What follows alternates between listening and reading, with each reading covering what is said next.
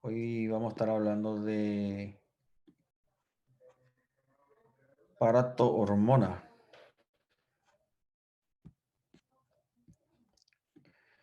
Perfecto. Ahí está. Vamos a ir hasta lo que me dure la batería de mi celular, porque estoy sin luz y tengo batería baja. Si viene la luz, genial. Seguimos hasta terminar la clase. Bueno, arranco entonces. Quedamos que dejamos pendiente el viernes pasado lo que era la parte de parato-hormona, ¿verdad? Terminamos de hablar de lo que sería el páncreas y hoy toca hablar de la regulación que realiza la paratormona a nivel de nuestro cuerpo, ¿verdad? Como sabemos, la paratormona se encuentra ubicado en la cara posterior de los lóbulos laterales de la glándula tiroidea, ¿sí? Y son prácticamente cuatro glándulas pequeñas, distribuidos dos en regiones superiores en cada lóbulo tiroideo y dos en la región inferior, ¿ya? En este caso, nosotros podemos ver que el tejido de la glándula tiroides es muy similar al tejido de la glándula paratiroides, ¿ya? El cirujano debe de distinguir ambos tejidos de manera visual y en parte se orientan por el conocimiento anatómico que hay, pero como sabemos, la anatomía no es 100% exacta. ¿En qué sentido? En que puede haber variaciones anatómicas de una persona a otra. Si bien tenemos lo que es más frecuente, puede haber variaciones anatómicas, ¿verdad? En ese sentido, vamos a tener que la experiencia del ojo del cirujano en lo que respecta también a la experiencia que tiene en la cirugía, le permite distinguir un tejido de otro y, bueno, remover la tiroides solamente en el caso de que esté operando un bocio o, bueno, un tumor, ¿verdad? Este, en algunas ocasiones se suele dar que se produce una remoción de la glándula paratiroides. Si solamente una glándula se retira, no va a afectar la producción, ¿ya? Tenemos aquí el tejido tiroideo y las dos glandulitas, perdón, eh, las glándulas paratiroides, el número de cuatro, dos en el extremo superior, dos en el extremo inferior, en cada lóbulo tiroideo.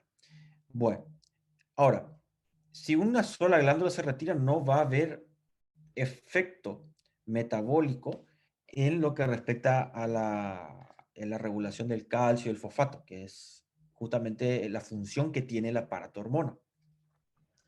Ahora, si se produce remoción de dos glándulas, se puede ver alguna sintomatología clínico eh, prácticamente. Eh, si bien podemos tener todavía la posibilidad de que se dé la regulación del calcio y el fosfato, pero va a haber pacientes en el cual tener dos glándulas ya no es suficiente, ¿verdad? Y bueno, si se remueve tres glándulas, bueno, una sola ya no es suficiente, se tiene que hacer terapia de reemplazo. Bueno, ahora, vamos a tener que la regulación del calcio y el fosfato en el líquido extracelular y el plasma eh, es bien meticulosa. Es decir, es muy difícil que se altere a nivel de plasma sanguíneo las concentraciones de calcio. Es difícil, ¿ya? Primero por la gran reserva que tenemos de calcio a nivel óseo y segundo, la regulación hormonal que tiene nuestro organismo para la regulación en lo que respecta a la absorción del calcio y la excreción del calcio. Entonces, cuando hay una disminución en el plasma, automáticamente se disminuye la excreción de calcio a nivel de túbulo de la nefrona y aumenta la absorción del calcio. Se estima que aproximadamente el requerimiento del calcio es de 800 miligramos día, ¿verdad? Bueno, vamos a tener una distribución corpórea del calcio, ¿ya? En lo que sería en forma de aniones en menor proporción, ¿ya? 0,2 miliosmolitros, ¿ok? Y en forma de calcio ionizado, que es casi el 50% del calcio que circula en el plasma sanguíneo, que es 1,2 miliosmoles, ¿ya? Esto se dosa en laboratorio y viene de esta forma, ¿ya? El que más se suele dosar es el calcio ionizado. Y luego tenemos calcio unido a proteínas, ¿ya? En un 41%, que sería 1 miliosmol litro, ¿sí? En total, lo que respecta del calcio unido a proteína, calcio ionizado y calcio en forma de aniones, en plasma tenemos prácticamente 2,4 miliosmol litro, ¿ya? Que es la concentración normal del calcio en plasma. Bueno, fosfato es el otro componente que puede regular la paratormona de manera indirecta, por cierto, pero lo regula. Entonces, el fosfato, ¿cómo está a nivel de la distribución corpórea en los compartimientos de nuestro organismo? 85% del fosfato se encuentra en el hueso, un 14% a nivel intramuscular, ¿ya? Recuerden que tenemos la fosfocreatinina, bueno, se utiliza fosfato y entre otras estructuras o enzimas a nivel intracelular utilizan fosfato. Entonces el fosfato está presente. El adenosín trifosfato es otro y el AMP, que es otro, ¿verdad? Adenosín monofosfato. Bueno, y 1% nada más el fosfato se encuentra libre a nivel de líquido extracelular circulando en plasma. Si tienen alguna duda me paran nomás, chicos, ¿está bien? Hasta aquí es todo prácticamente aprendizaje de memoria más o menos de lo que respecta a anatomía. Bueno, ya estudiaron la distribución corpórea del calcio, es nuevo para usted. No sé si ya dieron esto en bioquímica, pero si no, bueno, en fisiología lo tenemos aquí. Bueno, en lo que respecta al fosfato, ¿sí? Vamos a tener que el fosfato de hidrógeno es una forma en que se encuentra y el ácido fosfórico, ¿ya? Que es la otra forma en que se puede encontrar fosfato circulando en nuestro organismo y, bueno, a nivel del hueso. Ahora, ¿qué pasa? Que cuando nosotros queremos dosar fosfato en plasma, es difícil, no es tan fácil como el calcio. El calcio sí es más sencillo dosarlo, pero cuando queremos dosar el fosfato es un poco difícil poder determinar la concentración exacta de este órgano, ¿ya? Es un órgano fosforado. Es difícil determinar la concentración exacta. ¿Por qué? Porque en cierto tiempo está como fosfato de hidrógeno y en cierto tiempo está como ácido fosfórico. Entonces, constantemente hay reacción química, ¿ya? Bidireccional entre estos dos componentes. Entonces, lo que es más fácil determinar para nosotros es la concentración de fósforo inorgánico, ¿ya? Entonces, determinando la concentración de fósforo inorgánico, estoy determinando todo esto que está aquí y aparte las otras formas de fósforo que pueden estar presentes en plasma. Estos son los dos componentes más en mayor abundancia. Y bueno, encontramos que en adulto, fósforo inorgánico está aproximadamente en una concentración de 3 a 4 miligramos decilitro.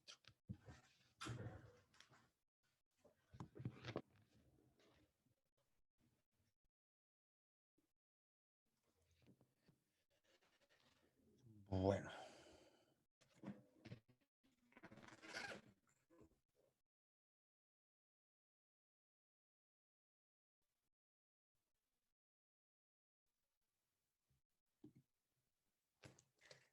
esperen que 1% de batería.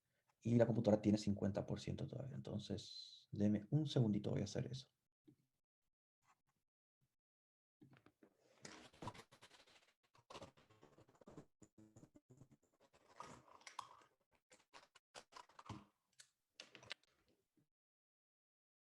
Listo. Estamos aquí de vuelta. Perfecto. A ver. Bueno, vamos a seguir. ¿Me escuchan? Sí, Sí, perfecto.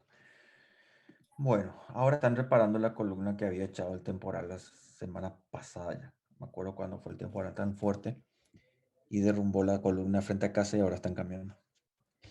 Bueno, me dijeron que van a trabajar 1 hora todavía, entonces ahí ya vamos a aguantar. Con esto aguanta 3%. Ahí está, carga el celular. Bueno, vamos a ir.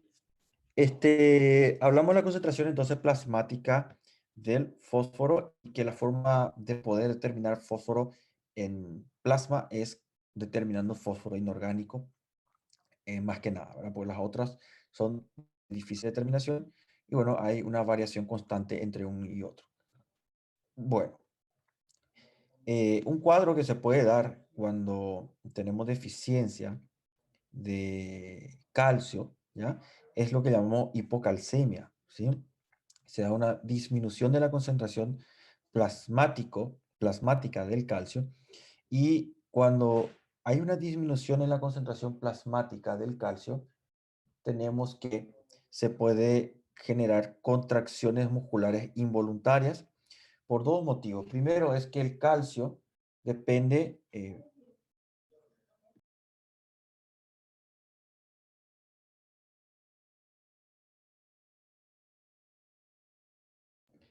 tenemos que, si se acuerdan, la contracción muscular en parte depende del calcio que ingresa por los túbulos T, que también está presente en el músculo esquelético, pero bueno, cuando hay una alteración en la concentración, uno de los componentes es que hay una hiperexcitabilidad de los músculos, tanto esqueléticos así como también pasa con el músculo liso, pero lo otro es que la excitabilidad aumentada de las terminaciones nerviosas terminan despolarizando constantemente la placa motora o liberando acetilcolina a nivel de la placa motora, lo que puede generar una eh, tetanización, ¿ya? En este caso tenemos un espasmo carpopedio, ¿ya? Que es el nombre que le damos en semiología, espasmo carpopedio, que es el signo característico en el que el dedo pulgar se cruza con el dedo índice y esto el paciente lo hace de manera involuntaria. Eh, en el caso de la tetanización, primero porque hay mayor cantidad de neurotransmisores que se libera. Recuerden que la liberación de los neurotransmisores es dependiente de calcio, calmodulina. Entonces, todo ello puede conllevar a, bueno, mayor contracción o hiperexcitabilidad de terminaciones nerviosas. Aquí tenemos que las concentraciones de calcio cuando alcanza 6 miligramos de cilitro pueden generar esta condición. Luego tenemos lo que llamamos hipercalcemia, ¿ya? El cual es un exceso de calcio en el plasma sanguíneo. La hipercalcemia va a producir el efecto opuesto. Primero que vamos a tener que es más difícil excitar las neuronas, entonces hay una depresión del sistema nervioso, hay una disminución de los reflejos nerviosos centrales por la depresión misma, ¿ya? Más dificultoso generar potencial de acción, entonces los reflejos también están disminuidos. Lo otro es un estreñimiento, hay un enlentecimiento del peristaltismo intestinal. Peristaltismo intestinal es dependiente de la musculatura lisa. La musculatura lisa, su contracción y excitación, depende del calcio extracelular. Lo mismo vamos a tener en el sistema, ese efecto mismo que hace el calcio, de enlentecer la contracción muscular, enlentecer el sistema nervioso, va a suceder también con el corazón. ¿Por qué? Porque si se acuerdan, el corazón depende principalmente de las concentraciones del calcio extracelular para poder generar su contracción muscular. ¿Sí? Los túbulos T del corazón estaban más desarrollados, llegaba más abundantemente calcio por los túbulos T y permitía la despolarización en parte y contracción del músculo cardíaco. ¿Ya? Entonces va a estar aumentado el intervalo, perdón, va a tener disminuido el intervalo QT. ¿Ya? Todo este efecto vamos a ver cuando las concentraciones de calcio alcanzan cifras aproximadas de 12 miligramos de cilitro. Claro que la sintomatología del cuadro mismo ya se va a dar y va a empezar a notarse antes de llegar a estos valores la concentración plasmática de calcio. ¿Sí?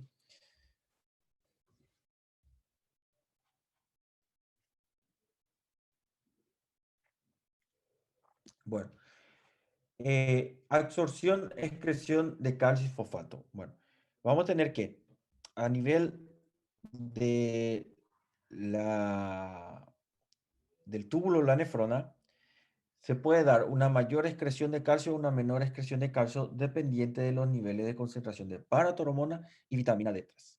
Lo mismo pasa con la absorción del calcio. Es dependiente de la concentración hormonal de paratormona y de vitamina D3. Bueno, ahora, vamos a tener que la excreción diaria en promedio, no es exacta, es en promedio, de orina, en orina de calcio es de 100 miligramos día, ¿ya? Y la excreción en heces es aproximadamente de 900 miligramos día. ¿Ok? Entonces se excreta por orina, va por orina eso, 100 miligramos, y en heces tenemos 900 miligramos. ¿Ya? La ingesta de calcio debe compensar la pérdida. ¿Por qué? Porque si yo pierdo en esos 900 miligramos, porque vamos a tener que el epitelio intestinal, que está conformado por los enterocitos, constantemente se descama, o sea, se libera, se desprende los enterocitos. Entonces, esos enterocitos llevan consigo el calcio que se encontraba en su interior. Las células son ricas en calcio en su medio intracelular. Especialmente están almacenadas en el retículo endoplasmático liso, si se recuerdan por biología. Entonces se desprende y con eso se pierde grandes cantidades de calcio. Y aparte que tenemos una parte de calcio que no se absorbe, no es 100% la absorción del calcio. Va a depender de qué tipo de calcio está ingresando por la alimentación, sea suplementación o alimentación, qué tipo de calcio está ingresando para que se absorba en mayor o menor proporción. En resumen, tenemos que entonces perdemos en heces 900 y en orina 100. Debemos de reponer esa cantidad de calcio y eso debe de ingresar por la ingesta alimentaria. Si no ingresa suficiente calcio por la alimentación, vamos a tener que la concentración del plasma se debe de mantener constante, porque si no tenemos todas estas alteraciones, hipercalcemia, esto le puse primerito para que vean lo que pasa cuando se altera el calcio, ¿verdad? Es muy difícil que se altere el calcio, se ve cuadros de alteraciones de calcio, claro que se ve, pero no es frecuente encontrar eso. Ya le voy a mostrar por qué.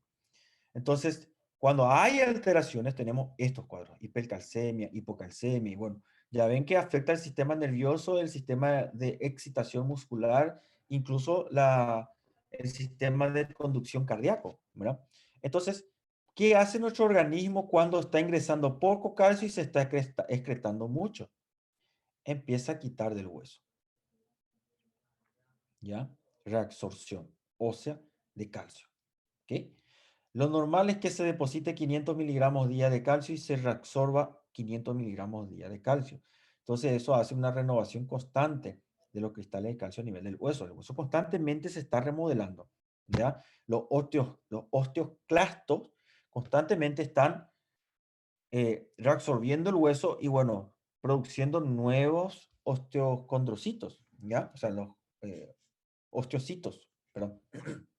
Bueno, entonces constantemente se renuevan los depósitos de calcio por la cristalización que se va produciendo después por la secreción de sustancia fundamental. Eh,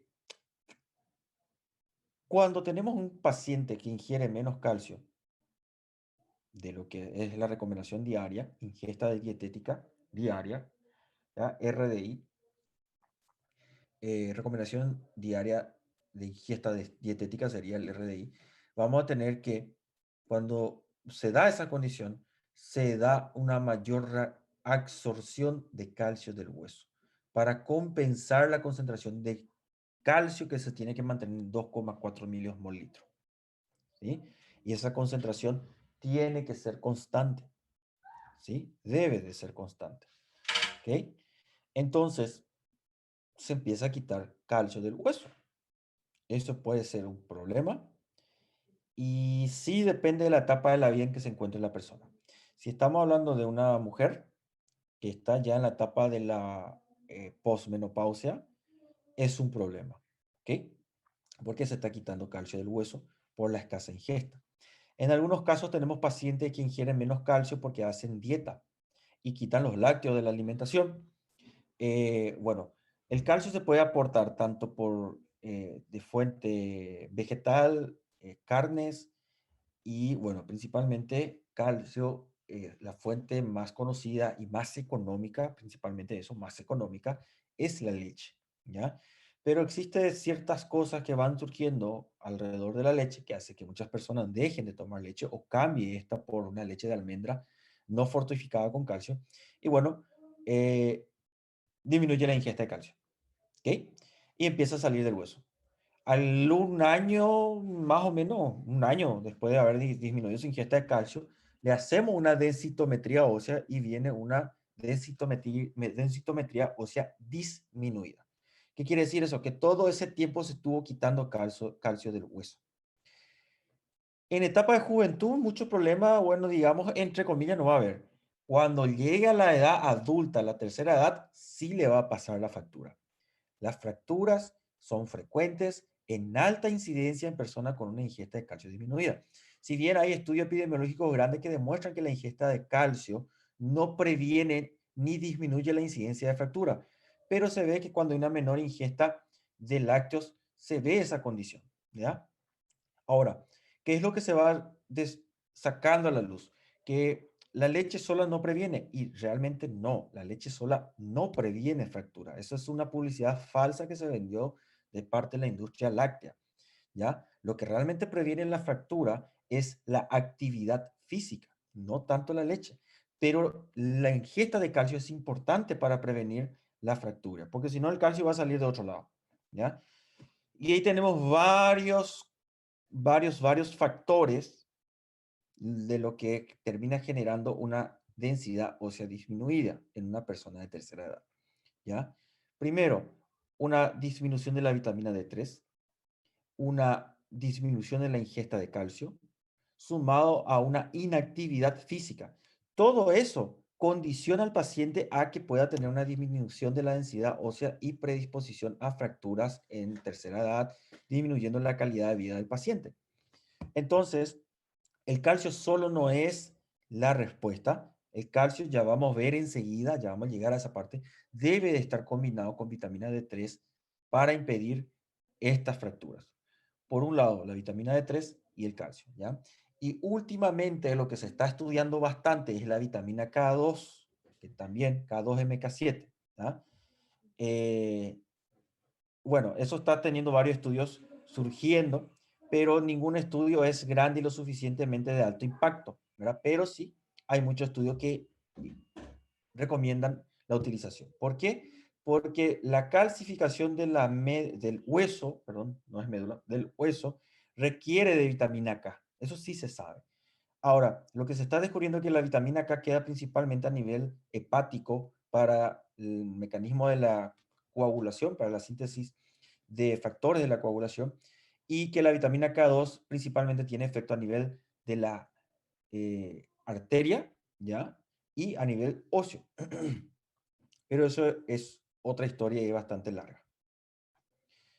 Bueno, pero para tener en cuenta, ingesta de calcio, y a veces hay que interrogar al paciente cuánto está tomando de lácteos, lo que sería 2 porciones diarias de lácteos, 400 ml de lácteos, o sea, yogur, leche o queso, 30 gramos, ya estamos casi llegando a esto, ¿ya?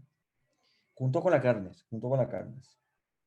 que tendría que ser mínimamente 100 gramos de carne, 200 días de carne y 2 porciones de lácteos, que serían 400 ml para llegar a los 1000 miligramos.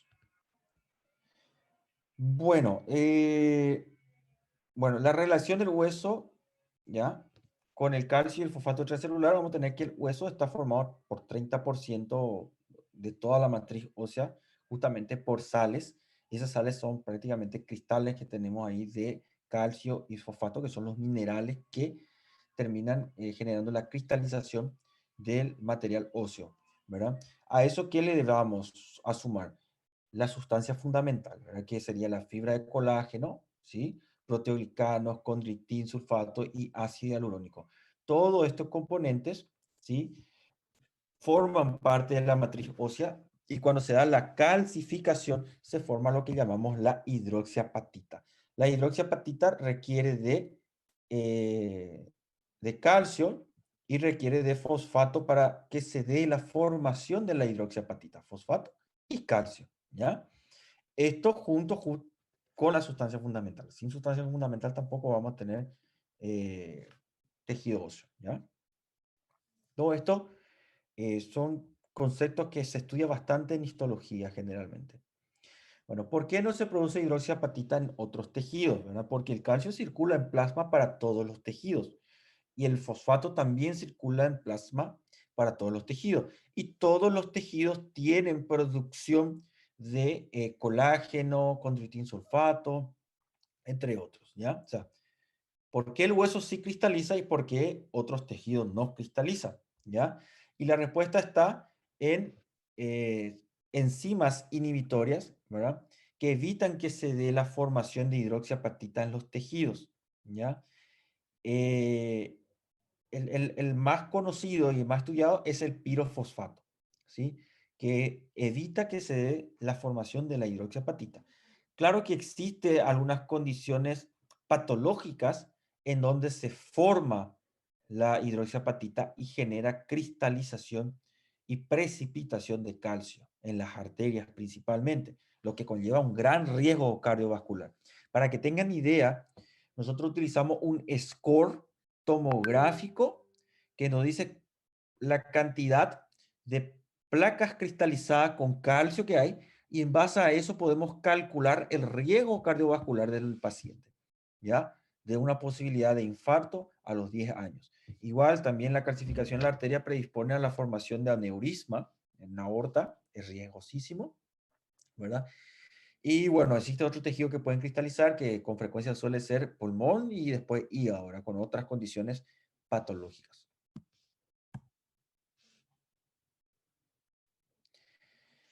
Bueno, el mecanismo de calcificación ósea, a modo de repaso, vamos, porque esto es más histología. Vamos a tener que los osteoblastos, ¿sí? Son las que se encargan de secretar el colágeno, ¿sí? Los, eh, como, una vez que se secreta el colágeno, se da la formación o cristalización de este material por la hidroxiapatita, ¿ya? Entonces vamos a tener que lo que termina generando o produciendo tejido óseo termina siendo los osteoblastos. No vamos a profundizar en esto. Pero lo que terminan degradando huesos terminan siendo los osteoclastos, ¿sí? Bueno, entonces tenemos la producción constante de hueso y la degradación constante de hueso. ¿Dónde está mi osteoclasto? Bueno, seguro está más abajo. Bueno, voy a usar este esquema. Entonces nosotros vamos a tener que los osteoclastos van degradando, ¿sí? El hueso, ¿ok? Y eso posteriormente va a ser, digamos, resintetizado por los osteoblastos, ¿sí? Entonces vamos a tener que los osteoblastos terminan depositando colágeno y permitiendo la cristalización a través de la formación de la hidroxiapatita, ¿sí? Y estos osteoblastos están ubicados prácticamente en cavidades óseas, ¿ya? Y bueno, van secretando alrededor de ellos la sustancia fundamental y produciendo la calcificación y después quedan, bueno, digamos, encapsulados en esa cavidad, ¿sí? A lo largo de toda la vida nosotros tenemos actividad tanto de osteoblasto y de osteoclasto. Constantemente hay actividad de ambos, lo que permite la renovación constante de todo el hueso. eh, Creo que, a ver, no me acuerdo la cantidad de regeneración ósea que había, creo que era, ya no está,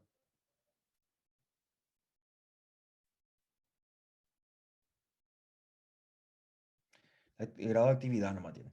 Bueno, pero no me acuerdo cuánto tiempo llevaba el recambio total del hueso, pero esto a modo de que tengan idea de que constantemente el hueso está sufriendo un recambio. Por eso hay una liberación de calcio de 500 miligramos día y una reabsorción de 500 miligramos día. Esto permite que se vaya produciendo nueva matriz ósea, el cual es más resistente y más rígida. Pero la actividad de los osteoblastos y de los osteoclastos es mucho mayor cuando la persona realiza actividad física de fuerza, es decir, levantamiento de pesas. Eso estimula aún más tanto los osteoblastos como los osteoclastos, ¿ya? Entonces, vamos a tener que los osteoclastos van degradando el hueso y los osteoblastos van produciendo sustancia fundamental, renovando toda la matriz ósea. Y esta actividad es mucho mayor cuando la persona realiza actividad física de fuerza. Y ahí es donde entra la paratormona. ¿Ya? La paratormona se va a unir a receptores que se encuentran en la superficie de lo que llamamos preosteoclasto, y esa paratormona, bueno, termina estimulando la maduración de los preosteoclastos a osteoclastos. Y bueno, una vez que tenemos los osteoclastos, ya empieza a degradar la matriz ósea, liberando el calcio al plasma. Entonces la paratormona va a aumentar cuando tenemos una hipocalcemia. ¿Por qué? Porque la paratormona va a estimular la formación de mayor cantidad de preosteoclastos a osteoclastos, y esto va a degradar la matriz ósea liberando el calcio al plasma. Lo que llamamos resorción ósea, ¿sí? Perdón, sí, resorción ósea. Bueno, luego tenemos la actividad de los osteoblastos, ¿sí? Doutor, Sí, quanto à questão do tempo, do equilíbrio de depósito e a ressorção, lá são 3 semanas. 3 semanas son, Sim, ya. En general todo el recambio. sim, o Guyton aqui ele fala a respeito disso. Três Sí, semanas para 3 semanas. exceto na época que o osso está em desenvolvimento, né? Sí, Das demais exactamente. épocas, 3 semanas. Perfecto. Te agradezco, te agradezco. Entonces son 3 semanas el tiempo en que se da el recambio completo de la matriz ósea.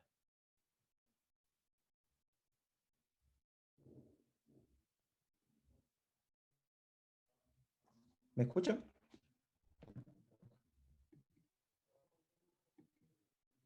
Sim, doutor.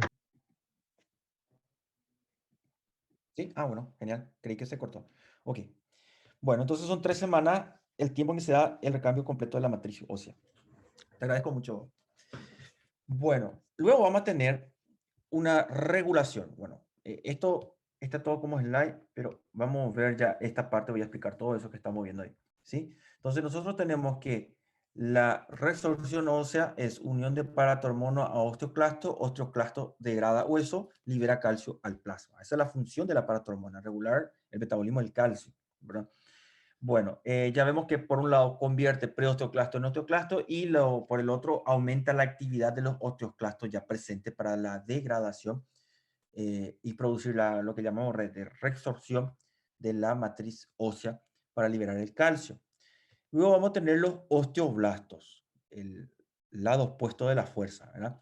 ¿Qué hacen los osteoblastos? Los osteoblastos tienen la capacidad de sintetizar nueva matriz ósea, que sería toda la matriz de lo que llamamos sustancia fundamental.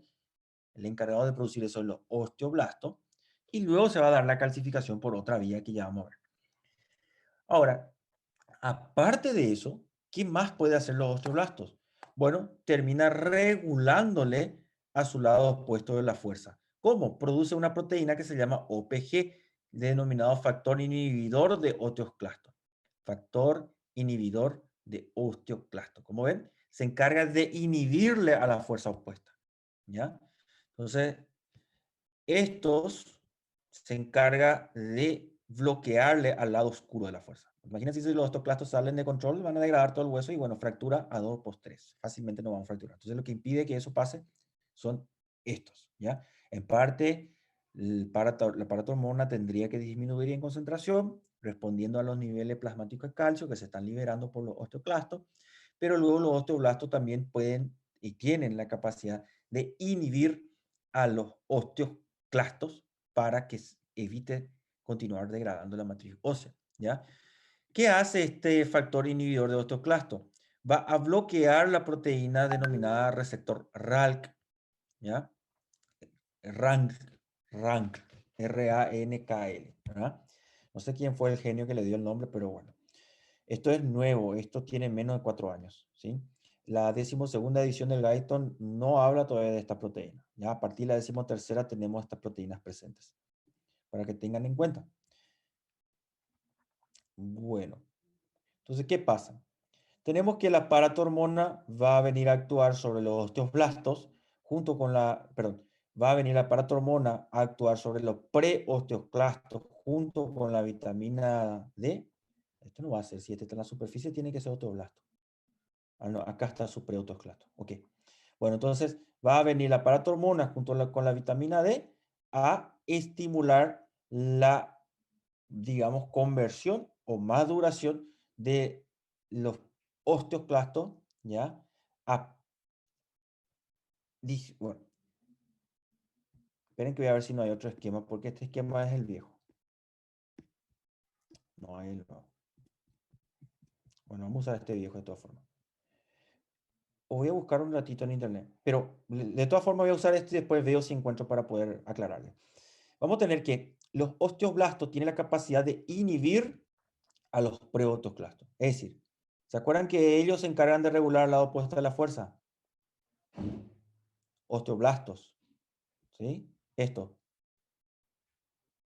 ¿ok? Bueno, ellos, los osteoblastos,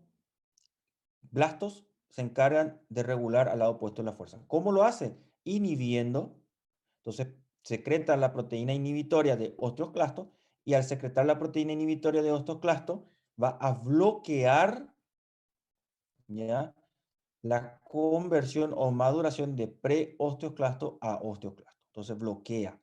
Ahora, ¿qué pasa? Que cuando aumenta la concentración de paratormona y la vitamina D, disminuye la producción de la proteína inhibitoria de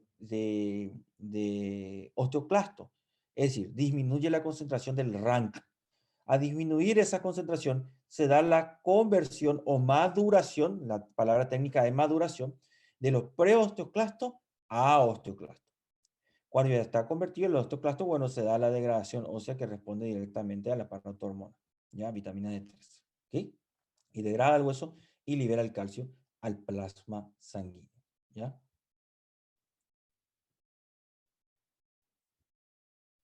Vamos a tener la remodelación del deporte, que es mucho más activo, la remodelación ósea en deportistas, principalmente levantadores de pesas, ¿ya? Ejercicio de resistencia, cargas, ¿ya? Descargas. Entonces, siempre yo aclaro a mis pacientes y a los que pasan por mí en fisiología, que no solo la caminata es lo que debemos de meter en la cabeza del paciente que tiene que hacer. No es solo caminata. La caminata es prevención primaria de riesgo de cardiovascular. Lo que tratamos de disminuir es la incidencia de patologías cardiovasculares y de patologías metabólicas como la diabetes con las caminatas. Ejercicio aeróbico tiene esa función. Ahora, ¿qué nosotros prevenimos al pedir al paciente que realice ejercicio con cargas, ya? O ejercicio de resistencia? Nosotros estamos previniendo la pérdida de la masa ósea y de la densidad ósea, de pérdida de la masa muscular y de la densidad ósea. Nosotros estamos previniendo o haciendo prevención primaria de sarcopenia y fractura, que es frecuente en la vejez. Entonces, una persona anciana que se fractura ya automáticamente queda dependiendo de la familia, lo que tiene una mala calidad de vida. Entonces, ¿cómo prevenimos eso? En la vejez ya mucho no podemos hacer, ¿ya? Se tiene que prevenir durante la juventud.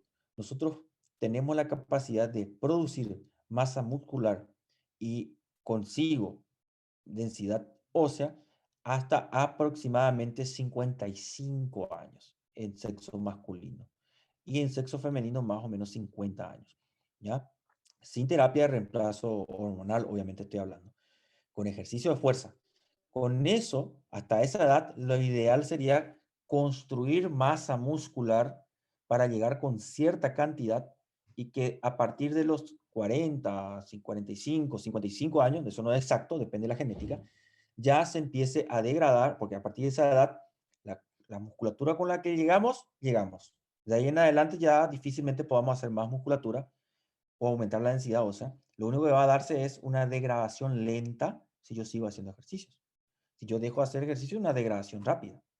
¿ya? Entonces, nuestra mayor riqueza como una paupanza o ahorro es llegar con la mayor cantidad de masa ósea y densidad, perdón, masa muscular y densidad mineral ósea posible a esas edades, para que después se degrade lentamente y bueno, eso no perjudique nuestra vejez y podemos tener una vejez saludable. Pues la vejez patológica existe y se llama fragilidad en la vejez y después tenemos el lado opuesto de la moneda, que es la vejez saludable. Entonces, no solo insistimos nosotros en ejercicio cardiovascular, sino que también tiene que haber ejercicio de fuerza, ¿ya?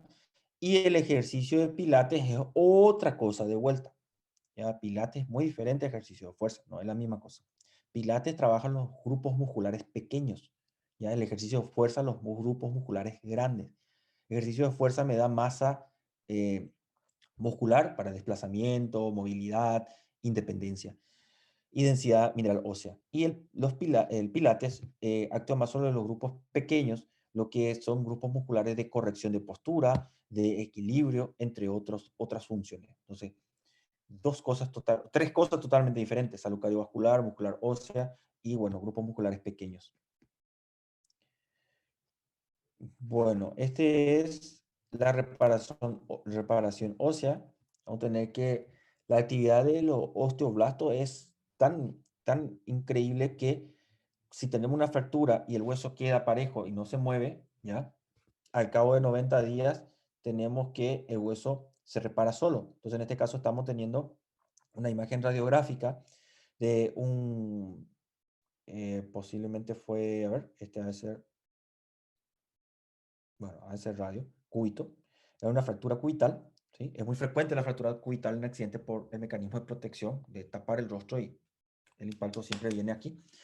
Entonces, tenemos que esta fractura ya está en proceso de reparación, ya podemos ver el callo que se formó, ¿ya? Y existe dos tipos de callos, no sé si el Guyton's-Cita, pero es algo que van a ver en traumatología, que sería el callo verde, que se ve en niños más que nada, y luego la protuberancia de tipo callo que se ve en adultos, ¿verdad? Que es la reparación ósea.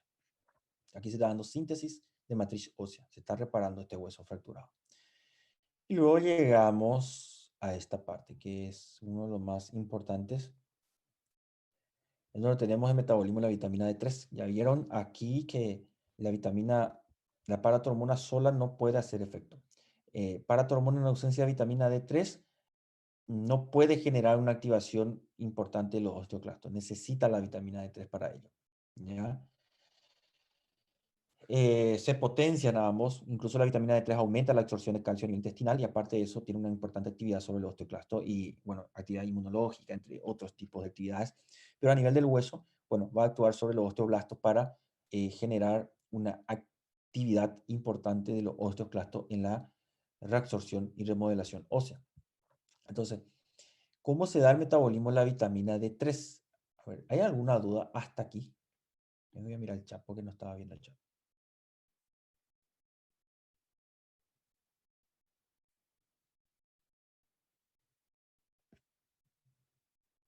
Aquí Lucas me dice que 3 semanas es el tiempo de fagocitosis. O sea, 3 semanas es el tiempo de actividad de los osteoclastos, ¿ya? Tiempo de actividad de los osteoclastos. Y después se va a dar la síntesis de sustancia fundamental, que es lo que va a llevar meses, y depósito de calcio. Y el depósito va a depender ya de la concentración de vitamina K, de la concentración de calcio plasmático y de la biodisponibilidad de vitamina D3, ¿ya? Bueno, Doutor, uma dúvida hola. aqui. A respeito do. Quando vai ter a ressorção do osso, Ujú. quando a hidroxiapatita, né? Algo assim, não sei o nome certo. Sí, hidroxiapatita. Quando ela já vai ser degradada, ela já entra na corrente sanguínea da forma que ela tem que ser usada? No, Ou tem que no, passar no, por no, algum no. câmbio? Se forma a nivel óseo. La hidroxiapatita se forma a nivel óseo. Una reacción entre el calcio y el fósforo. La hidroxiapatita. ¿Sí? Tá, mas uma Hola. vez que ela vai para o torrente sanguíneo, para ser utilizada nas diversas partes do corpo, ela Ujú. vai de que maneira? Ela Cal- degrada, ela Calcio, muda a composição, sei lá. calcio iónico por un lado, calcio unida a proteína por otro lado y calcio no ionizado por otro lado. Circula de esa forma. Y el hidroxifosfato, ya el dihidroxifosfato por un lado, o el fósforo inorgánico, vamos a englobar los dos tipos, el fósforo inorgánico por otro lado. Circulan de esa forma, ¿ya? Ahora, ¿qué pasa? Que cuando el calcio se encuentra con el fósforo, quiere reaccionar y formar hidroxiapatita, ¿ya? Ellos quieren reaccionar. Pero en los tejidos, el que evita que se forme la hidroxiapatita es el pirofosfato, evita que esto se deforme. Entonces no se puede formar en tejido, pero reacciona a nivel del hueso. Y la reacción entre calcio y fósforo se da a nivel óseo, porque no hay pirofosfato. Entonces reacciona. Lo mismo pasa en el riñón. Cuando hay un aumento, por eso es la suplementación de calcio, o cuidado con la suplementación de calcio, ¿ya? Está bien suplementar calcio en las personas que tienen deficiencia en la dieta o ingesta alimentaria de calcio, pero suplementar calcio porque sí, no funciona. Primero que va a predisponer una calcificación de las arterias si nos pasamos con la cantidad de calcio que se está suplementando. Eso es uno, lo que va a aumentar el riesgo cardiovascular del paciente. Dos, el riñón va a excretar más calcio porque hay mucho calcio y empieza a excretar más calcio. ¿Y qué pasa? El riñón excreta calcio y también excreta fosfato. ¿Se acuerdan que el fosfato también eran unos componentes de excreción? Y a nivel del riñón, a nivel de los cálices renales, el calcio que se está excretando puede reaccionar con el fosfato, porque ahí no hay pirofosfato y se forman los cálculos de hidroxiapatita, que se forman en el riñón y son cálculos frecuentes e importantes. Entonces, uno de los tipos de cálculos que se pueden formar a nivel renal es el cálculo de hidroxiapatita. Es otro riesgo de suplementación de calcio. Y el otro riesgo que tiene la suplementación de calcio es el estreñimiento. ¿Ya? El paciente que toma mucho calcio o se suplementa sin necesidad es, y sufre de estreñimiento. ¿Ya? Entonces, lo ideal es calcio que sea de origen biológico, ¿ya? De preferencia, y si no, bueno, se opta por la suplementación, pero la suplementación debe de ir acompañado de calcio, vitamina D3 y vitamina K2, MK7, ¿sí? Idealmente, o al menos el que yo uso en base a los nuevos resultados de investigaciones que van surgiendo, ¿sí? Bueno, pero las guías oficiales de nutrición y suplementación no recomiendan todavía el uso de vitamina K7 por falta de evidencia y estudios suficientes, grandes, ¿ya? Las evidencias son contundentes, pero son estudios pequeños. Entonces lo que esperan es estudios más grandes. Pero tarde o temprano va a terminar entrando en las guías de recomendación. Bueno, vamos por la vitamina D3. Primero, vamos a tener que la ingesta de vitamina D tal cual, que puede ingresar también por la leche, huevo y entre otros tipos de alimentos que tienen vitamina D, origen animal incluso, ingresa a nuestros plasmas la vitamina D, se absorbe y circula en el plasma hasta llegar a la superficie de la piel. A nivel de la superficie de la piel, va a ser irradiado por los rayos solares, rayos UV para ser preciso, y va a convertir la vitamina D3 en 25 hidroxicalciferol. ¿Ya? En este punto yo todavía no tengo un efecto metabólico. ¿Ya? La vitamina D3 tampoco tiene efecto metabólico. La 25 hidroxicalciferol, ¿ya? Va a tener un mecanismo de retroalimentación negativa, que ya le voy a explicar enseguida, pero la 25 hidroxicalciferol debe de pasar una conversión renal de vuelta por proceso enzimático para convertirse en 1,25 de hidroxicalciferol. Si se acuerdan, esto era la producción hormonal del riñón. ¿Ya? Esta era la producción hormonal del riñón, repito. ¿Ya? Este Professor, 1,25 hidroxicalciferol sí tiene efecto biológico. Va a tener professor, efecto biológico sobre la proteína fijadora de calcio, ¿ya? La proteína GLA para que empiece a precipitar calcio, ¿ya? Va a actuar sobre la bomba TPasa de calcio a nivel del intestino para absorber más calcio de parte del intestino, ¿ya? Y va a actuar sobre la fosfatasa alcalina, impidiendo la excreción de calcio también, de parte del riñón. Perfecto. Bueno, vamos a ver ahora entonces la regulación por retroalimentación negativa. Vamos a tener que cuando se da la conversión de la D3 la vitamina D a la piel se convierte en D3, ¿ya? Y cuando ya tengo la vitamina D3, debe cruzar un proceso hepático, ¿ya? Para que se convierta a 25-hidroxicalciferol. Y el 25-hidroxicalciferol regula el proceso enzimático hepático, ¿ya? Entonces, ¿qué tengo aquí? Que no importa la cantidad de vitamina D3 que yo me tome, ¿ya? No significa que voy a tener misma cantidad de 1,25 de hidroxicalciferol. ¿Por qué? Porque cuanto más vitamina D3 yo tome, mayor va a ser la inhibición hepática de la conversión de la vitamina D3 a la 25 hidroxicalciferol. Entonces voy a tener mucha vitamina D3, pero la 25 hidroxicalciferol va a seguir circulando en la misma concentración. No se va a alterar, ¿ya? Claro que el problema está cuando hay deficiencia de vitamina D3. ¿Por qué? Porque el hígado está ávido de vitamina D3 y no hay para producir 1,25 hidroxicalciferol y posteriormente 25 hidroxicalciferol y 1,25 posteriormente.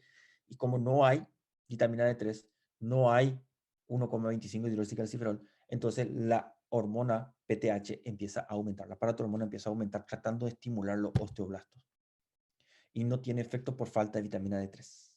¿Ok? Entonces, la suplementación ante deficiencia de vitamina D3 está súper bien. Tienen riesgo, bueno, personas de, perdón, las personas que tienen más riesgo son aquellas que tienen poco tiempo de exposición a la luz solar. La recomendación de la OMS es exposición de 15 minutos 3 veces a la semana con 70% del cuerpo descubierto a los rayos del sol. Si nosotros estamos menos de ese tiempo expuestos a los rayos del sol, con 70% de nuestros cuerpos teóricamente desnudos, tenemos menor producción de vitamina D3, en el cual la suplementación está recomendada, ¿ya? Como prevención primaria. Ahora, como prevención secundaria ya es cuando constatamos la deficiencia y tenemos que hacer terapia de reposición de vitamina D3 y después terapia de mantenimiento de vitamina D3, que son dosis diferentes, ¿ya? Pero bueno, ahora, ¿qué tenemos aquí? Entonces tenemos un mecanismo de retroalimentación negativa aquí, ¿ya? De la vitamina D3 a nivel del hígado, y tenemos un mecanismo de retroalimentación negativa a nivel del riñón, ¿ya?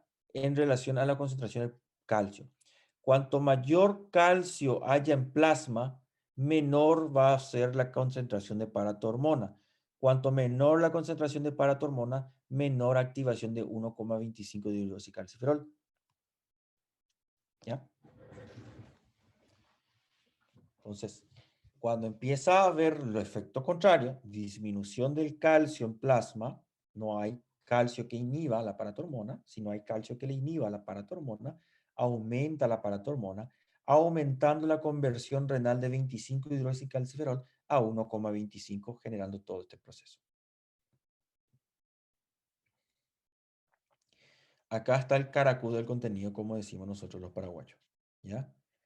No sé qué es caracú en portugués, ¿cómo le dirían ustedes? No, no tengo ni idea.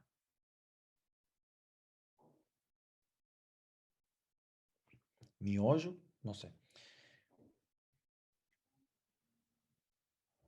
La columna vertebral de la vaca tiene esa grasa en el medio. ¿Cómo le llaman ustedes?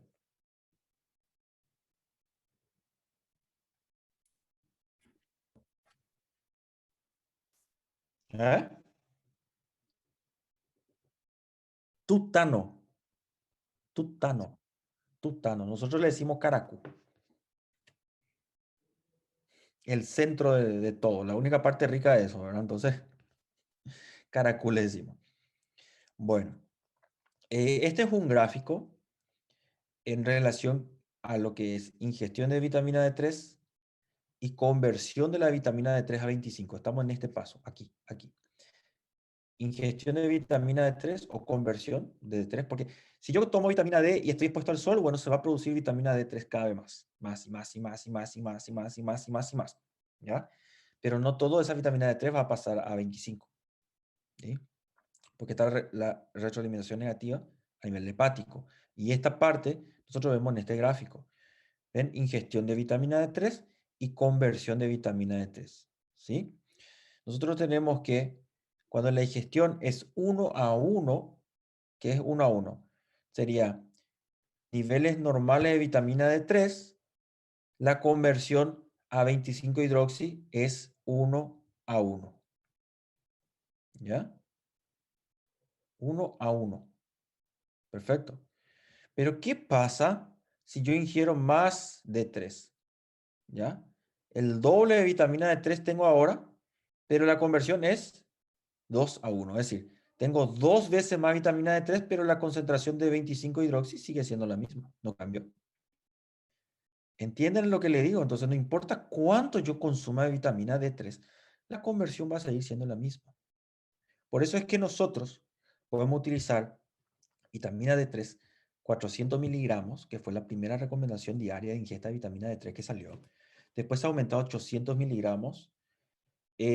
Actualmente existen comunidades científicas que recomiendan 1000 unidades internacionales, perdón, 400 unidades internacionales, después fue 800 unidades internacionales. Actualmente hay grupos científicos que recomiendan 1000 unidades internacionales y existe comunidades científicas que recomiendan incluso 5000 unidades internacionales. Bueno, después se dejaron de joder con las unidades internacionales porque, bueno, es muy diferente entre la respuesta de una persona a otra. Y empezaron a jorobar con lo que serían los niveles plasmáticos de 25 o 25 hidroxivitamina D3, que sería esto. ¿Por qué? Porque si yo tengo menos 25 hidroxivitamina D3, significa que me falta sustrato, me está faltando D3 para poder convertirla a 25. No tengo D3, entonces no puedo convertirla a 25. Y si dosamos solo la 25, bueno, yo ya tengo indirectamente la relación con vitamina D3. Y bueno, la recomendación es de mayor de 30 miligramos de cilitro de vitamina D3 o de la 25OH, ¿ya? De D3, o 25 dihidroxicalciferol. Después surgieron comunidades científicas que hablaban de que los niveles plasmáticos ideales es de 40 a 60, ¿ya? Y actualmente existen recomendaciones de hasta 80, ¿ok? ¿En base a qué? En base a que la actividad inmunológica de la vitamina D3 se ve principalmente cuando los niveles plasmáticos están por encima de 60 miligramos de cilitro. Muy bien, ¿cómo logramos esto? Y en cuanto a suplementación, yo tengo presentaciones farmacológicas de suplementación, perdón. Nutracéutico sería en este caso, ya es un nutracéutico, ya no es más ni suplementación, es un nutracéutico.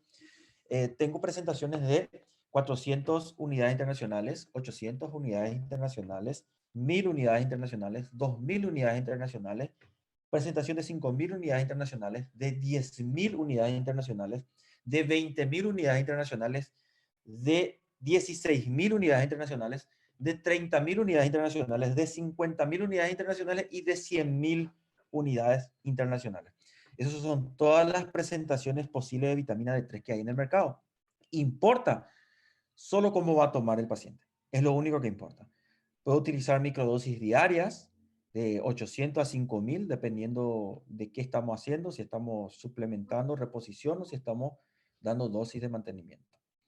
Se puede dar dosis de 50.000 cada 15 días, cada 18 días o cada 25 días. Va a depender de los niveles plasmáticos del paciente y de la respuesta del Tá aí em cima da paciente mesa da a la cozinha. dosis, que es diferente de una persona a otra, porque depende mucho de la exposición del sol y del consumo de la vitamina D. Y bueno, como prevención de osteoporosis se suele utilizar 100.000 unidades internacionales cada 30 días, siempre y cuando los niveles plasmáticos de vitamina D de 25 hidroxicalciferol no superen los 100 miligramos de cilitro. ¿Ya? Bueno, eso generalmente en base a las recomendaciones. Claro que todo eso no va a salir en fisiología. Le doy todo eso para que tengan idea de la importancia de entender cómo funciona esto, porque le va a tocar hacer tratamiento en algún momento de su vida, ¿ya? De por qué es importante entender esto y de por qué es importante entender esto. ¿Ah? Esa es la idea de por qué le hablo de todo eso. Para que vean que no es solo, ay, ¿para qué tengo que aprender esto si nunca voy a usar? No, no, no es así, ¿ya? No va por ese lado, ¿sí? Es necesario aprender todo esto. Bueno, acciones de la vitamina D3, muchísimas acciones. Cada vez se descubre más. Y lo que tenemos en la vitamina D3 es que tiene acción a nivel nuclear. Es decir, los receptores de vitamina D3 están a nivel del núcleo y son los receptores tipo retinoide X, similar a los receptores al cual se acopla la vitamina Y, la T3, ¿ya? Muy similar. Vamos a esperar que voy a ver la batería de la compu. Está en 24% en el celular. Ya está 40%. Ahí ya. Vamos a quitar esto para que no chupe más la batería de la compu. Si no, mi compu se queda sin batería. Bueno, podemos seguir. Ya casi les libero. Ya casi les libero. Vamos a seguir. Bueno, efecto entonces de la vitamina D, de 25 hidroxi, 1,25 dihidroxicalciferol, es a nivel nuclear, activación y supresión de genes. Con eso ya se imaginan toda la cantidad de cosas que puede hacer la vitamina D3, ¿ya? O la 1,25. Si me activa o suprime genes, significa que algunos genes que regulan procesos enzimáticos o receptores puede disminuir actividad. Y de algunas enzimas y receptores puede aumentar actividad, simplemente actuando a nivel nuclear, aumentando la síntesis de esas secuencias de cadena ADN para la producción de esas proteínas, ¿ya? Entonces, transcripcional es el efecto. Y teniendo ese efecto, es infinita la cantidad de cosas que puede hacer. Bueno, entre otros, el efecto antiinflamatorio propio de la vitamina D3, que tiene a dosis alta, ¿ya? Tiene un efecto antiinflamatorio y de regulación del sistema inmunológico. Y bueno, los niveles plasmáticos deben de llegar a 60 miligramos de cilitro de la 1,25 de hidroxicalciferol para que se dé ese proceso. Perdón, de la 25 hidroxicalciferol, OH. ¿Ya? Bueno, estimula la formación de la calvidina, que es una proteína fijadora de calcio, para que se dé la formación de la hidroxiapatita y la formación del tejido óseo. Favorece la conversión o formación de ATPasa, ¿ya? Que se encarga de estimular prácticamente a las células del epitelio intestinal para la absorción de calcio y fosfato, prácticamente, ¿ya? Va a favorecer la absorción de fosfato en el intestino, también de calcio, ¿ya? Por esta actividad. Y bueno, en el riñón puede aumentar la reabsorción de calcio y fosfato, ¿ya? Efecto de la vitamina D3 en el nivel del hueso, vamos a tener que la administración en cantidad elevada puede causar reabsorción del hueso. ¿Por qué? Y este es el lado opuesto de la fuerza. Si yo doy dosis muy altas de vitamina D, puede terminar causando reabsorción del hueso, ¿ya? Y vamos a tener que el efecto de la paratormona en ausencia de la D3 disminuye la reabsorción ósea, ¿ya? Entonces, estos dos tienen un efecto sinérgico, se necesitan uno al otro para hacer su efecto. Entonces, si yo estoy teniendo un paciente con vitamina D3 baja, no es solo, ay, está baja la vitamina D3 y no darle importancia. Lo ideal sería pedirle incluso una densidad mineral ósea, una densitometría ósea, para ver si hubo repercusión ósea de esos niveles bajos de vitamina D, ¿ya?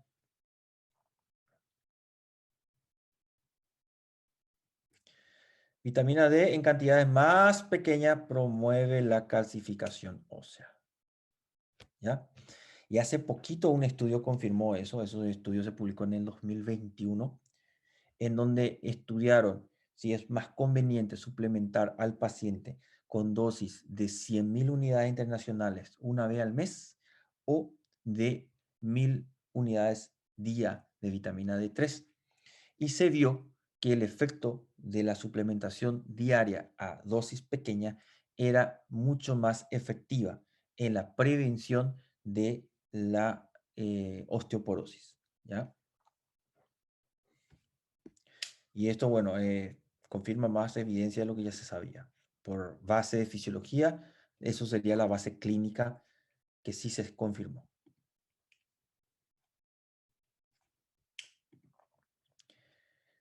Aline me pregunta si la vitamina D tiene que ser ingerida con los alimentos. Sí, los alimentos tienen, o sea, el momento en el que el paciente tiene que tomar la vitamina D3 o D, cualquiera de ellas, tiene que ser con alimentos ricos en grasas, ¿ya? Porque la vitamina D es mejorar su absorción, necesitamos estimular la secreción de la vesícula y la secreción pancreática. Y si solamente tomo el suplemento solito, la cantidad de lípidos presente en ese suplemento no es suficiente para buen estímulo de un alimento rico en grasas, mejora la absorción.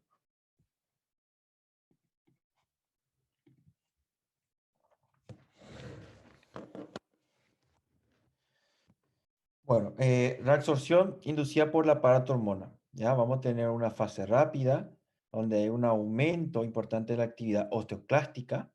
Ah, Esto es, la pregunta sería, ¿cómo la paratormona va a generar una mayor liberación de calcio de parte del hueso? Y va a actuar directamente sobre la actividad de los osteoclastos, aumentando su resorción, es decir, degradando el hueso. Eso sería la fase rápida. Y aumento de la actividad de los osteocitos de la matriz ósea. ¿Ya? Fase uno rápida. Directamente actúa sobre la actividad de los osteoclastos. ¿Ya? A ver. Bueno, ya llegó a esa parte. Bueno. Ahora, efectos sobre los osteocitos, entonces, de la paratormona, lo que sería la fase 2 o fase lenta. ¿Ya? Vamos a tener que la paratormona va a actuar sobre la membrana de los osteocitos, ¿ya? Que prácticamente es un sistema de membrana que separa el líquido extracelular del líquido propio óseo. ¿Por qué? Porque a nivel del hueso, hay grandes concentraciones de calcio. Fuera de él, en el plasma, bueno, 2,4 milihomolitros, pero dentro del hueso esta cantidad es mucho más elevada. Entonces necesitamos de una membrana efectiva para evitar que todo ese calcio pase bruscamente en el plasma y bueno, me termina generando un cuadro de hipercalcemia. Entonces, ellos tienen esa función, ¿ya? La membrana del osteocito, ¿qué hace? En el caso cuando hay una gran cantidad de paratormona, genera una mayor actividad de la bomba de calcio, ¿ya? Entonces, los osteocitos empiezan a bombear calcio de la matriz ósea hacia el plasma sanguíneo, aumentando de esa forma la concentración plasmática de calcio. Entonces, esta es la fase lenta, ¿ya? Lo primero que hace es actuar sobre los osteoclastos, aumentando la degradación de hueso, aumentando la concentración de calcio en el líquido óseo, ¿ya? En la matriz ósea. Bueno, cuando la bomba de calcio se activa en exceso, la concentración de calcio desciende en el líquido, provocando la reabsorción de calcio y fosfato, ¿ya? Bueno, no tengo imagen, lamentablemente, ¿ya? Pero bueno, vamos a tratar de imaginarnos acá sobre esto. Entonces, nosotros tenemos, y sí, tengo imagen, esperen que,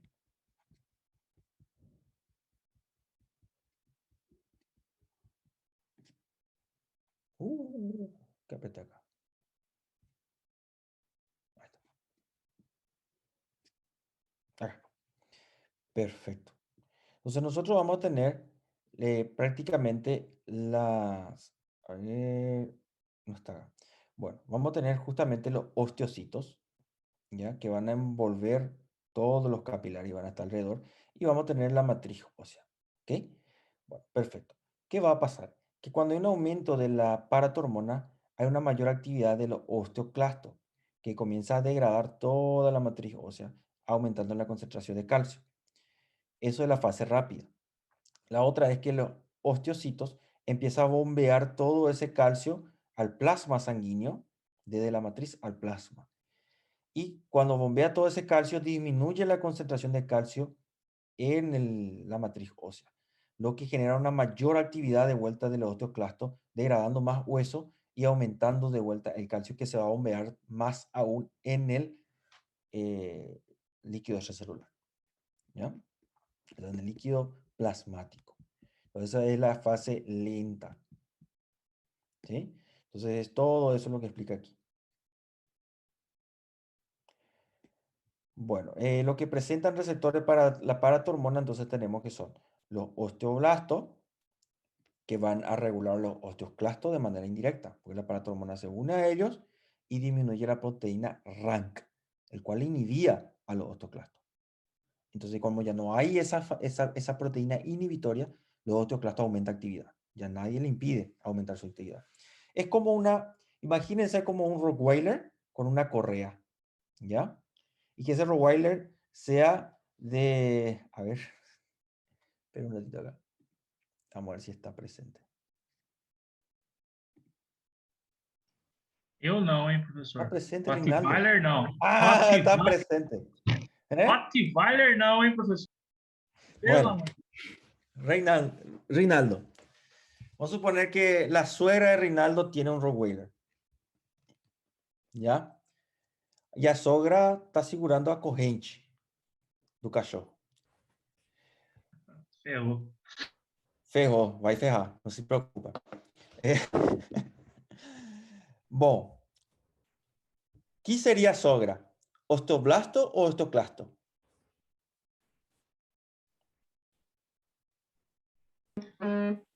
Osteoblasto?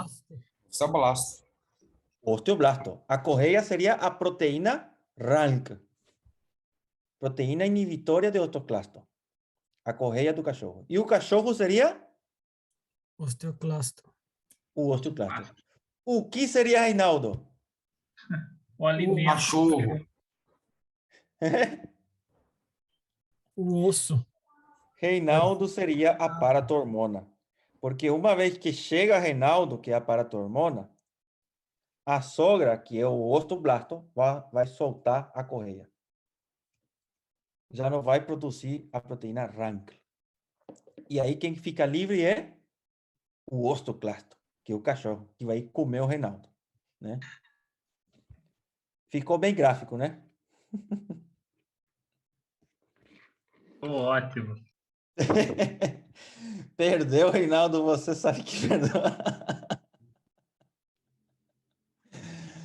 Tadinho, Reinaldo. Já Pode mudar o passou nome por para muita coisa, Elisa, né, Reinaldo. Reinaldo? Hã? Que é Já passou por muita coisa, né? Pode mudar o nome para Elisa Samúdio. várias. Muy bien. Bueno, nosotros entonces tenemos esta proteína así, miren. Primero es que los preosteoclastos pueden convertirse a osteoclastos, que son estas células grandes que degradan el hueso. ¿Ok? Entonces, primero es que los pueden convertirse a osteoclastos.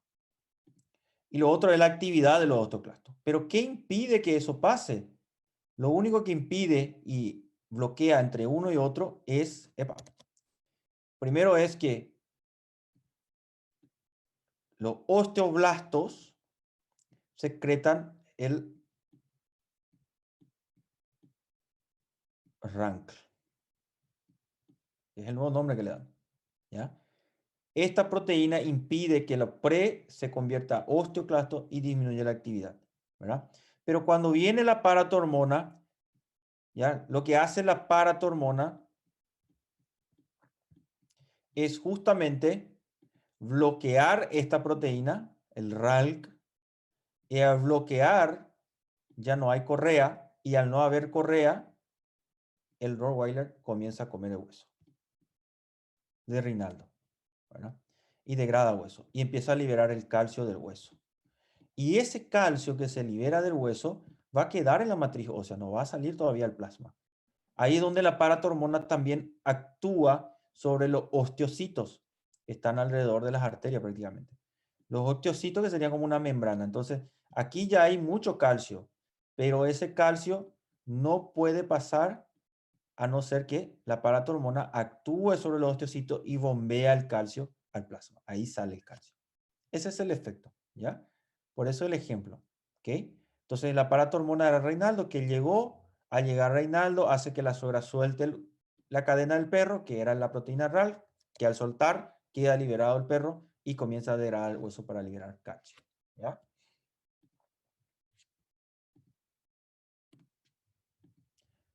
Bueno, No te preocupes, Reinaldo. Hoy no vas a terminar en terapia. Hoje vai liberar dele. Não vai ficar lá. Ah, mas dá para falar da vitamina D3 e Covid também. Aí vai terminar em UTI. Só Ah? só vai rolar umas suturas. Suturas. Mas mordedura de cachorro não se sutura. A gente só afronta. É só juntar Ah, a ponta para só facilitar juntar. a porção. Porque ele infecta. Entendi. Nunca tem que ser suturado uma mordedura de cachorro, tá? Isso já tem, vão aprender em técnica quirúrgica, em cirurgia, mas já para adiantar, a gente não sutura, só afronta. Dizer, se desgarrou, juntamos, pero no suturamos completo para que pueda supurar por los costados. Si no, puede dar una septicemia y es peor. Necropsia también, ¿verdad? Entonces va a ficar com a mordida e a cicatriz. Nunca vai Beleza, esquecer tá da ótimo. sogra. Hein? Beleza. Aí vai entrar, daí entra lá, vai ter um sangramento, vai baixar a pressão, vai entrar renina, angiotensina, tudo aquele processo que eu já passei, né? Isso. Eu acho que a prova final vai ser Reinaldo mesmo. Caso de Reinaldo, vamos colocar. Prova final. Caso 1, caso 2, caso 3. Explica o mecanismo de regulação fisiológica para o Reinaldo continuar vivo. O que você acha da prova? Tá ótimo. Boa, né? Perfeito. Ótimo. Podemos colocar o Aldinho também lá. Deixou quieto, doutor. Tá. Bueno, concluyendo todo lo que estuvimos viendo. Todo. ¿Ya? Disminución plasmática de calcio. La disminución plasmática de calcio hace que aumente la concentración de paratormona. El aumento de la concentración de paratormona va a hacer varios efectos a nivel del organismo. Primero, aumentar la reabsorción ósea. Ya sabemos que la paratormona va a actuar sobre los osteoblastos y sobre los osteocitos. Los osteoclastos no tienen receptor para la paratormona. Valga la redundancia. No tienen. La regulación de los osteoclastos es indirecta. La paratormona actúa sobre los osteoblastos y ahí disminuye la proteína RALC y ahí se libera el Rottweiler, ¿ya? Para liberar la concentración de calcio del hueso y que vaya al plasma. El otro efecto a nivel renal. A nivel renal va a estimular la producción de la 25 hidroxicalciferol a la 1,25 hidroxicalciferol y esa 1,25 hidroxicalciferol va a tener efectos sobre la reabsorción renal, va a reabsorber más calcio del riñón, va a excretar menos calcio, es decir, va a salir menos calcio por orina, ¿ya? Y la 25 hidroxicalciferol va a tener un efecto también sobre el intestino, aumentando la actividad ATPasa, ¿ya? Fosfatasa ATPasa, de bomba de calcio ATPasa, aumentando la reabsorción de calcio del intestino y de fosfato del intestino. Todo eso va a llevar al aumento de la concentración plasmática de calcio nuevamente. Y acá voy a activar mi anotador porque aquí podemos corregir esto. Y la elevación del calcio en plasma va a terminar generando un mecanismo de inhibición de vuelta de la secreción de paratormona. Entonces el mecanismo de retroalimentación negativa está aquí, en el calcio. ¿Ok? Más calcio, menos paratormona. Menos calcio, más paratormona. ¿Ah? Después, esperen que todavía falta un poquito más y ya les dejo. La gran olvidada, la calcitonina, hormona producida por la glándula tiroides. No confundan, porque a veces cuando se estudia en el capítulo de paratiroidea y cuando se pregunta hormonas producidas por la glándula paratiroidea, suelen marcar calcitonina y paratormona, ¿ya? Ahí siempre hay pregunta cáscara banana. ¿Cómo es? La glándula paratormona se encarga de la producción de calcitonina y paratormona. Calcitonina, paratormona. vitamina D3. Y algunos perdidos marcan vitamina D3, pero algunos terminan marcando paratormona y calcitonina. ¿Ya? No, la calcitonina, ¿quién produce? Produce la glándula tiroides. ¿Ok? La calcitonina tiene efecto también en la regulación de los niveles plasmáticos del calcio. Pero la calcitonina no es tan potente como la paratormona. Es decir, que por más que yo tenga disminuido la calcitonina, si la paratormona está aumentada, va a reabsorber ese hueso. ¿Ya? Es decir, la calcitonina está presente, pero no es tan potente como la paratormona. ¿Ya? Entonces siempre va a primar la actividad de la paratormona por encima de la calcitonina, tanto en regulación positiva o negativa de los niveles plasmáticos de calcio. ¿Ya? Entonces la calcitonina es una hormona, es peptídica, ¿ya? Y bueno, el efecto que tiene la calcitonina es de reducir las concentraciones plasmáticas de calcio, ¿ya? Esto aumenta, esto disminuye, pero ya vieron que esto puede aumentar o disminuir, ¿ok? Pero bueno, cuando esto está aumentando la liberación de calcio, esto pierde efecto, no tiene un efecto potente, ¿ya? Esto prima siempre.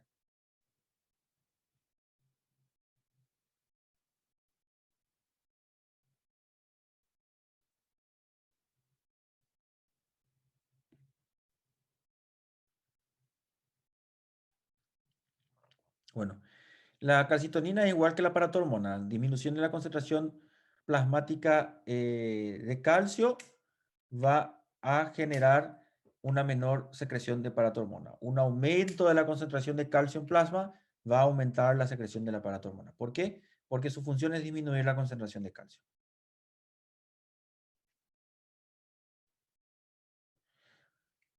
Bueno, a ver, efecto de la calcitonina. Acá, reduce la actividad de los osteoclastos, efecto contrario de la paratormona. Favorece el depósito de calcio en el hueso y reduce la formación de osteoclastos. Como ven, efecto contrario de la paratormona. El lado opuesto de la fuerza, calcitonina. Paratormona y calcitonina. ¿Ya? Ambos regulan el metabolismo de calcio. Acá tenemos un hiperparatiroidismo primario, glándula paratiroidea afectada. Como ven, lo normal es ver imagen radiolúcida, ¿ya? Pero al tener esa imagen radiopaca, está mostrando la reabsorción ósea, que serían los puntos negros. Perdón, los puntos negros son la imagen radiolúcida en forma de saca-bocado, le llamamos nosotros. Imagen radiolúcida en forma de saca-bocado, ¿ya? El radio opaco es todo lo blanco en una radiografía. Todo lo que ven blanco es radio opaco. Todo lo que ven negro es radiolúcido. Entonces, estas imágenes radiolúcidas están mostrando una menor densidad mineral ósea en estos puntos, ¿ya? Efecto de hiperparatiroidismo, que quiere decir exceso de la producción de paratormona, por consecuente una gran actividad de los osteoclastos y bueno, termina resolviendo el hueso, debilitando el hueso por ese motivo. Este slide tiene un caso clínico que era, bueno, esta es una diapositiva del año pasado, este año no hice diapositivas nuevas. Yo voy actualizando algunas que otras diapositivas conforme pasa el tiempo. Y esta era una publicación que se hizo en, no me acuerdo, una revista científica. ¿Cuál era la revista? A ver si está acá. Acá está. Revista Americana de Medicina Respiratoria. No, ese era otro. Qué raro que no puse la referencia. Pero bueno, este era un caso clínico que se publicó en una de las revistas, creo una revista inglesa, no me acuerdo cuál. Pero bueno, en donde tocaba un caso de paratormona, ¿verdad? Eso está ahí en la diapositiva. Paciente de sexo masculino, 49 años de edad, consulta con tos de 12 años de evolución, empeora hace 2 años y se acompaña de disnea grado 2, ¿verdad? Y bueno, pueden leerlo prácticamente. Lo que vamos a tener es que en este caso se dio la calcificación de tejido blando. Deficiencia de pirofosfato, bueno, calcifica tejido, ¿ya?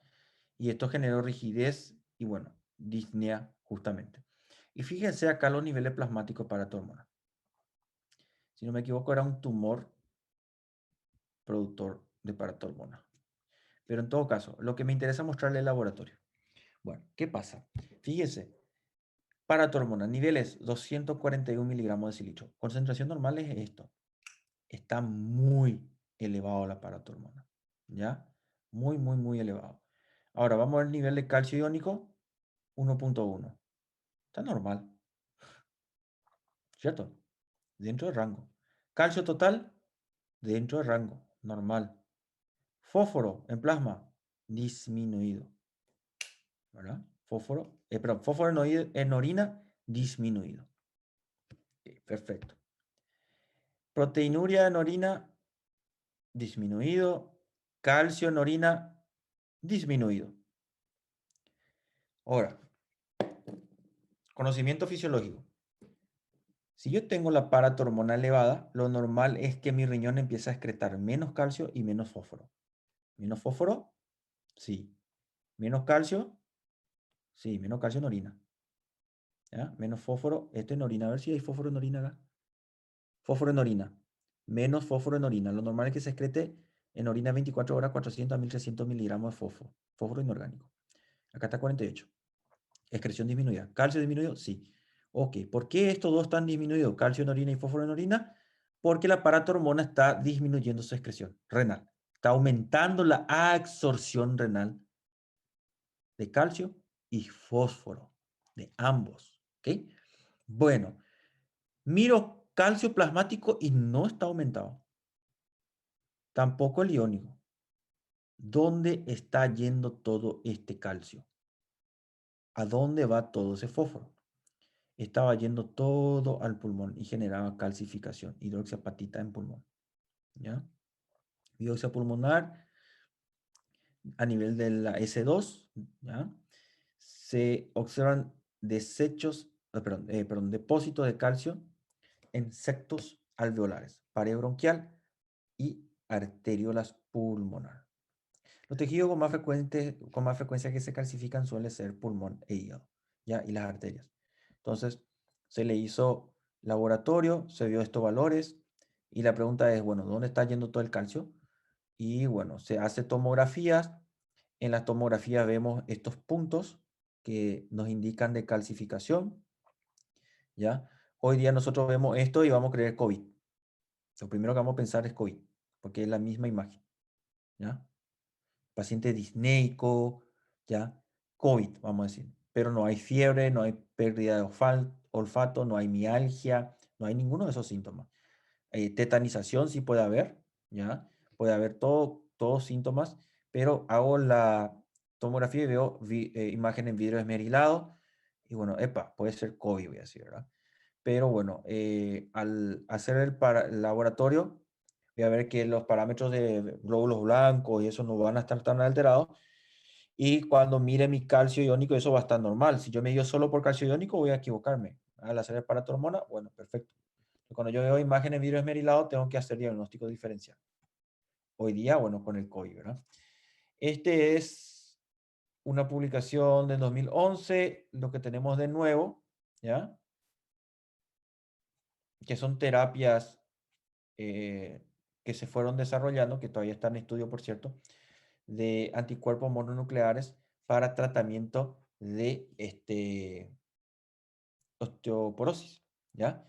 Y como ven, ya la proteína que se cita es esto, ¿ya? Yo lo que necesito actuar es sobre el sistema RANK-RALK o la proteína inhibitoria de osteoclasto para evitar que se degrade hueso. Entonces, cuando hablamos de un tratamiento mononuclear, bueno, tendría que ser una proteína similar que me permita emular esta proteína y bloquear esa vía, ¿ya? Bueno, pero esto, por falta de tiempo, bueno, vamos a tener que tocar después. Estudios, este es otro estudio. Este es un estudio que se hizo en la Universidad Nacional de Asunción en estudiantes de medicina. Y se vio que la mayoría de los estudiantes de medicina tenían deficiencia a insuficiencia de vitamina D3, porque no se exponen al sol. De 7 a 5 están estudiando, o sea, teóricamente estaban en sala de aula, de 7 a 5 de la tarde. y después de noche estudiando. Y la exposición a la luz solar era de menos de 2 horas día. Y bueno, obviamente con el cuerpo todo cubierto, la bata, que el chaleco, la ropa. Entonces no había exposición suficiente a la luz solar y como ven, prácticamente el 64% de los estudiantes de medicina tenían entre deficiencia e insuficiencia de vitamina D3. Recomendación, suplementación diaria de vitamina D3. ¿Cuántos 1000 unidades internacionales día? Bueno, y en personal de salud la misma cosa. Llegamos al final.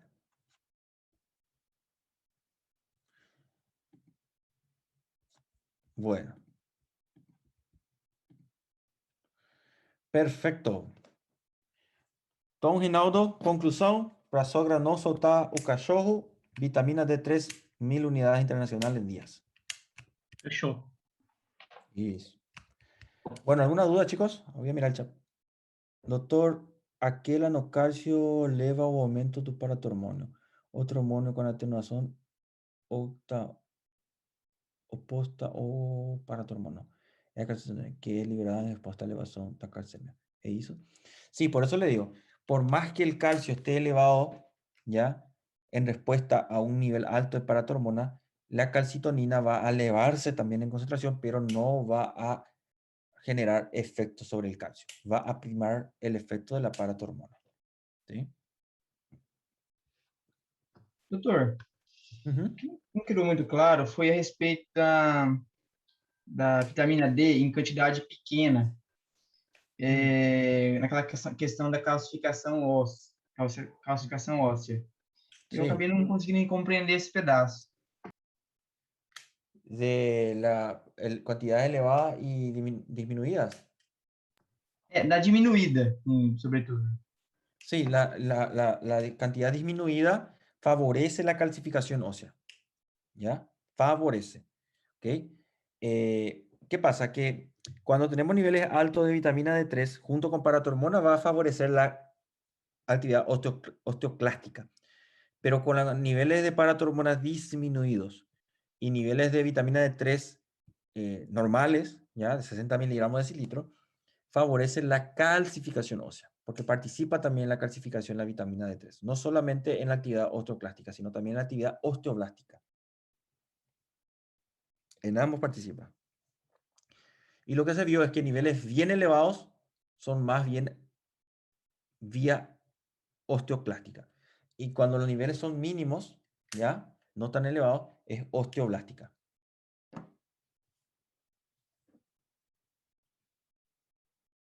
Graças, doutor. De nada. Bueno, ya son casi las 7. Les dejo. Llegamos hasta aquí. Que tengan una excelente semana. Nos vemos el viernes. Chao, chao. Ó.